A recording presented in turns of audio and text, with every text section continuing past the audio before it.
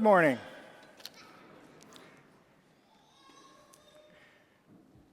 Who is the goat? Who is the goat? Now, first of all, I also have to clarify this by, do you know what being the goat means? Anybody? The greatest of all time. Very good. Greatest of all time. Now, whether your sport is hockey or perhaps baseball, might be basketball, mine happens to be soccer. The GOAT is an athlete who has literally changed the sport in which he or she plays. Fundamentally changed the game forever. Now, I'm going to offer you an example through soccer, and if properly named, to be honest, it's actually football. It's not soccer, it's football. All right? Can we all agree on that? Can we be a parish known? Okay, all right, I see a lot of a lot of nodding heads. Football. Who is the GOAT? Okay, fair enough. I hear a number of names. It generally comes down between two people. I mean, two in men's soccer, to be fair. Men's soccer. Either it comes down between Cristiano Ronaldo or Lionel Messi. So if you were to ask me who is the GOAT, the greatest of all time in men's soccer, I would offer you this one question. Who's the only one of these men has won the World Cup and the other hasn't? And that's where I'll leave it. Okay? Fair enough? In our gospel this morning, greatness is a topic that the apostles discuss and as they walk through and travel through Galilee with Jesus. It says on the way they argued about who was the GOAT, who was the greatest. Now, why does it sound like a conversation on a school ground between typically a bunch of boys playing soccer, basketball, whatever they might be playing, football? And Jesus says, what were you talking about? What were you arguing about? And they were silent because they probably knew that it's probably not a topic that they really should be talking about, honestly. Who's the greatest? Who's the greatest among us? So Jesus seizes the opportunity as a teaching opportunity. And he calls the 12 and places a small child in front of them. And he says to them, whoever wants to be first, whoever wants to be the greatest, must be last of all and servant of all. Whoever welcomes one such child not only welcomes me in my name, but welcomes he who sent me. Jesus takes this idea, this concept of the GOAT, and he turns it on its head. See, greatness in the eyes of Jesus is about humility.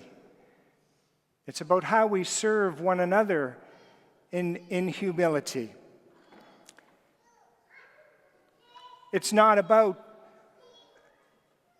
authority. It's not about who's first. It's not about successes or failures. It's not about records. It's not about money. It's not about rewards or even perfection. Jesus takes a small child and presents the child to the disciples to make a point. He says, you must even place this child ahead of yourselves. And in ancient Israel, this was preposterous because a child was considered a non-person. A child had no rights, no privileges. So for Jesus to say, you must even be behind this person, this child, was something that was pure madness to them. But Jesus goes even further in other scriptures when he says that we must become like children. Little children are vulnerable. Little children are dependent. Little children are honest and open and humble. They are also curious and teachable. In our reading, it says that the disciples did not understand what Jesus was trying to tell them, and they were too afraid to ask. Too afraid to ask. I saw this video online about this poor, unfortunate man sitting at the breakfast table eating his breakfast, and his wife she asks him a very dangerous question. She says, "Do you think I'm fat?" Now, I don't know how he was going to get out of this, but from another room, a voice sounded like it might have been an 8 or 10-year-old, says, "Mom, you are fat." To which the man spews his cereal all over the table. But children are vulnerable. They are, at times, brutally honest.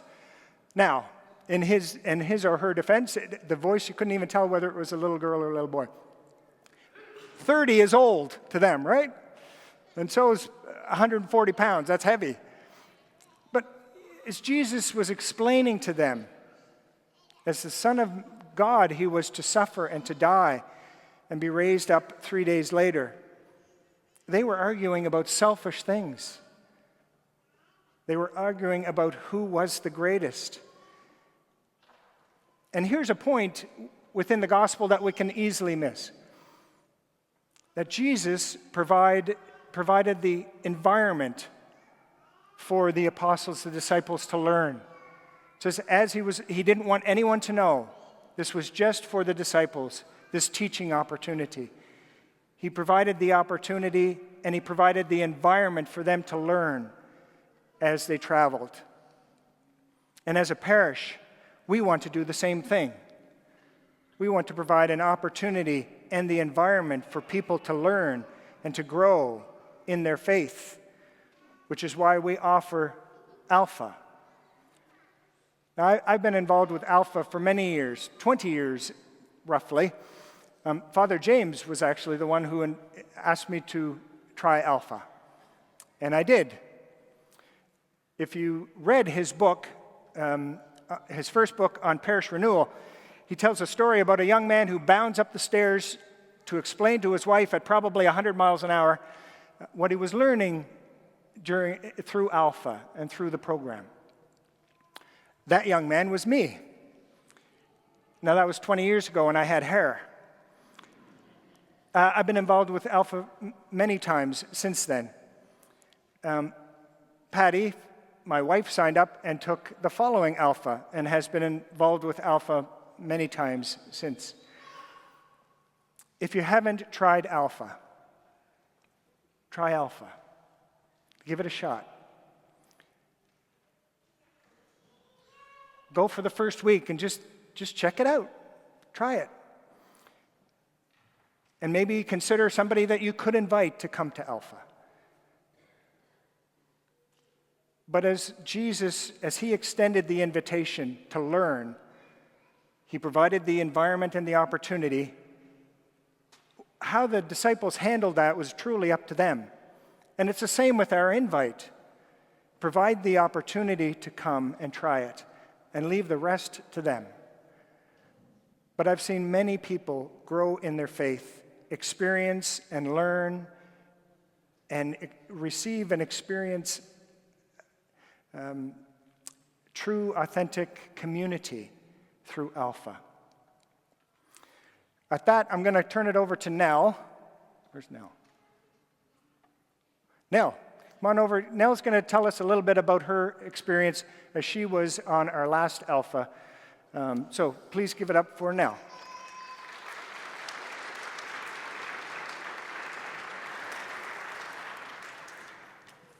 Good morning. My name is Nell. For most of my young adult life, my faith has felt like an ocean. I've wanted to master and chart like some great all-knowing sailor. But I've always seemed to be sort of stuck on the beach just looking at that first breaking wave. Because I don't know about all of you, but faith is really confusing. Before Alpha, I was angry with this system. I was angry with God. I was angry and frustrated because I saw so much injustice in the church. I saw so much dysfunction. Before Alpha, I saw a fractured system that I didn't want to have any part in. And I associated Alpha with this frustration. I was at my breaking point. I was done. But thanks to the wisdom of my mom, who encouraged me to go before I judged, I went. And it changed my mind. I had conversations that I had been wanting to have, and ones I didn't. It was a place to air out all of my misunderstandings, all of my frustrations, all of my concerns with my faith. For the first time in my life, I felt heard and understood by people who I never would have expected to have wanting to hear from me. Going to Alpha helped me put aside my bias, my anger, and my frustration. Alpha changed how I saw faith. The stormy seas remained stormy, but I did not need to master them. I understood through conversations with my small group that my faith was my faith. I didn't need the approval of anyone else to tell me that my faith was good enough faith, that my worship was the correct worship, or that I was the right kind of person to believe in God. Because the only approval I need is my God's approval. So, I'm here today to urge anyone who feels frustrated by their faith, or even stuck in their faith, to try Alpha. And if you've already done Alpha before, be like my mom, encourage someone else to go. It can change someone's life. For me, knowing God is knowing what it is to be loved. Going to Alpha further exposed this love to me. So I urge anyone who feels alone, go to Alpha, go experience it, experience God, and experience love. Thank you.